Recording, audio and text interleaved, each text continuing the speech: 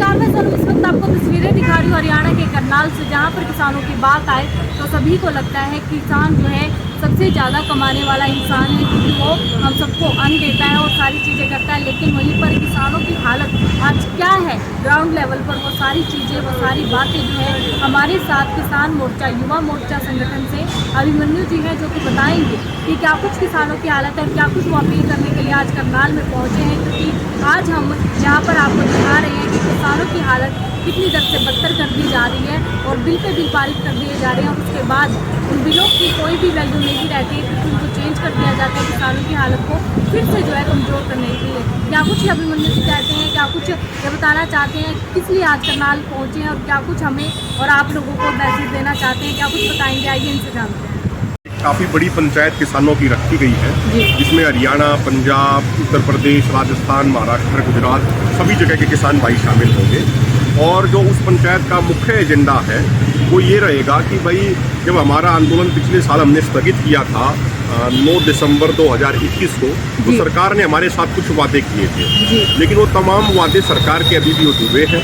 और लखीमपुर में जहाँ हमारे 4 किसान भाइयों को और एक पत्रकार भाई को बीजेपी के नेता के बेटे ने गाड़ियों के नीचे कुचल दिया था, तो वहाँ पे बीजेपी वालों के खिलाफ कार्रवाई होने की बजाय उल्टा हमारे 4 किसानों को ही पिछले 9 महीने से जेल में डाला हुआ है। तो उन किसानों को न्याय दिलाने के लिए, उन किसानों को जेल से छुड़वाने के लिए और बीजेपी के गुंडों ने जिन्होंने किसानों को कुचलने का काम किया था, उनके ऊपर कड़ी से कड़ी कार्रवाई कराने के लिए ये पंचायत रखी गई है। इसके अलावा आप देखिए, जो सरकार की तरफ से एग्रीकल्चर मिनिस्ट्री के जॉइंट सेक्रेटरी संजय अग्रवाल ने जब हमें चिट्ठी दी थी 9 दिसंबर 2021 को, तो उसके पॉइंट नंबर 4 में सरकार ने लिखा था कि बिजली बिल पेश करने से पहले एसकेएम और अन्य स्टेक होल्डर से चर्चा, कि एसकेएम से या अन्य स्टेक होल्डर से बात किए बगैर 8 तारीख को बिजली बिल दोबारा से संसद में पेश कर दिया गया। लेकिन वहां जब अपोजिशन पार्टियों ने उसका विरोध किया तो स्टैंडिंग अफेयर कमेटी को भेज दिया गया।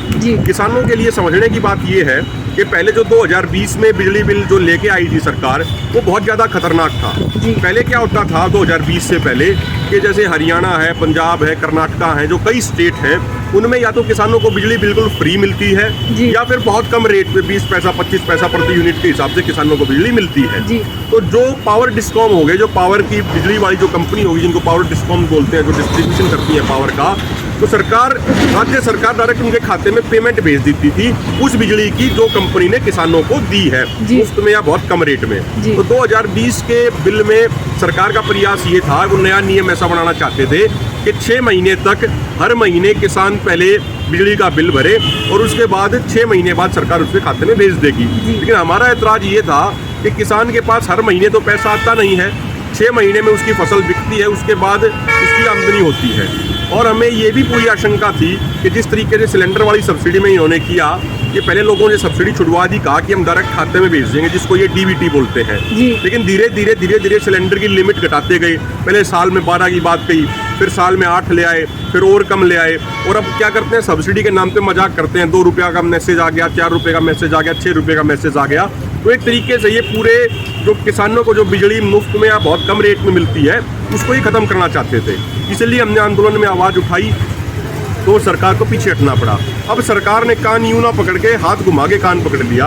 उन्होंने एक नेशनल लोड डिस्पैच सेंटर बना दिया 2022 वाले बिल में, और स्टेट लेवल के लोड डिस्पैच सेंटर बना दिए और रीजनल लेवल के बना दिए। अब उन्होंने चालाकी से उसमें ये कहा कि नेशनल लोड डिस्पैच सेंटर ये तय करेगा कि भाई किस स्टेट को कितनी बिजली देनी है। यदि किसी स्टेट ने पिछले वाले कोटे की पेमेंट नहीं करी तो उसको बिजली की सप्लाई कम की जा सकती है, या आधी कर दो, उसको 25% कर दो। तो अल्टीमेट उनका एजेंडा ये है कि मान लो किसी स्टेट में बिजली सप्लाई कम हो जाएगी तो किसान को जो आज 8 घंटे मिलती है वो भी 4 घंटे हो जाएगी। तो इन तमाम इश्यूज को लेके और भी कर्ज मुक्ति का इशू है। 22 अगस्त को दिल्ली के जंतर मंतर में पंचायत आयोजित की जा रही है, तो उसी का निमंत्रण देने के लिए हम कल कैथल में भी थे, करनाल के भी कई गाँवों में थे, रात तक 7-8 बजे तक, और आज सुबह भी अभी कुछ साथियों के साथ बैठे थे। अभी करूँगा किसानों में चाहिए।